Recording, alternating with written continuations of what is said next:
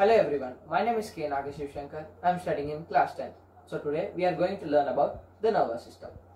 The nervous system is a high complex part of an animal that coordinates its actions and sensory information by transmitting signals to and from different parts of its body. The nervous system detects environmental changes that impact the body, then works in tandem with the endocrine system to respond to such events. Nervous tissue first arose in worm-like organisms about 550 to 600 million years ago. In vertebrates, it consists of two main parts: central nervous system, peripheral nervous system.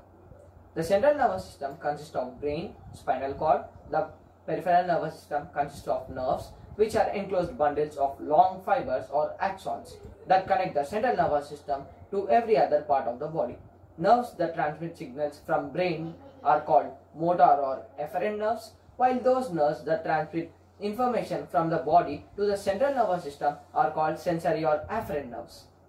Spinal nerves serve both functions and are called mixed nerves. The peripheral nervous system is divided into two separate subsystems, the somatic and autonomic nervous systems.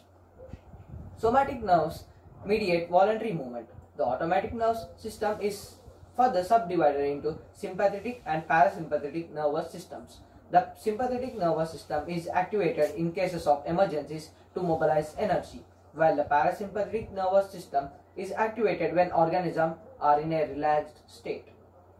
At the cellular level, the nervous system is defined by the presence of a special type of cell called the neuron, also known as nerve cell. Neurons have special structures that allow them to send signals rapidly and precise to other cells. They send these signals in the form of electrochemical waves traveling along the fibers called axons, which cause chemicals called neurotransmitters to be released at the junctions called synapse.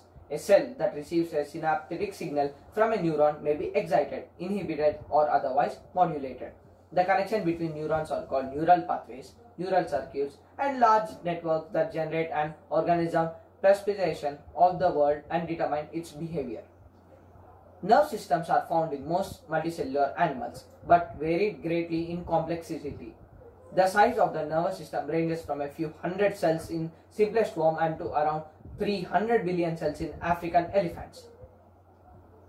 The nervous system is defined by the presence of a special cell called neurons.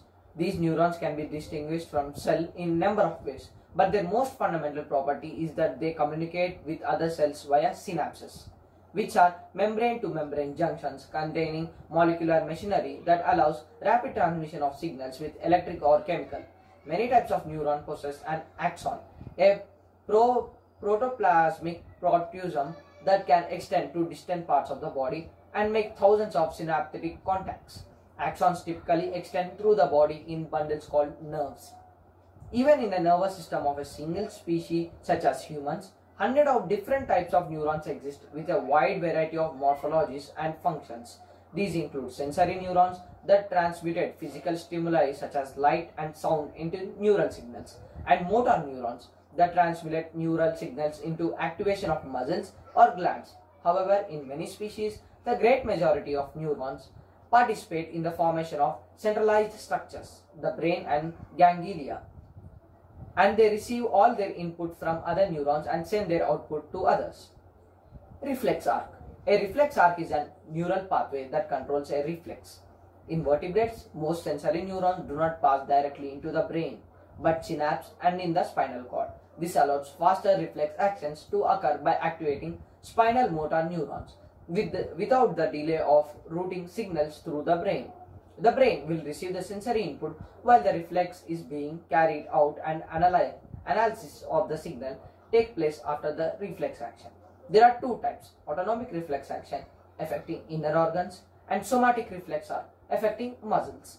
The automatic reflexes sometimes involve the spinal cord, and some somatic reflexes are mediated more by the brain and the spinal cord.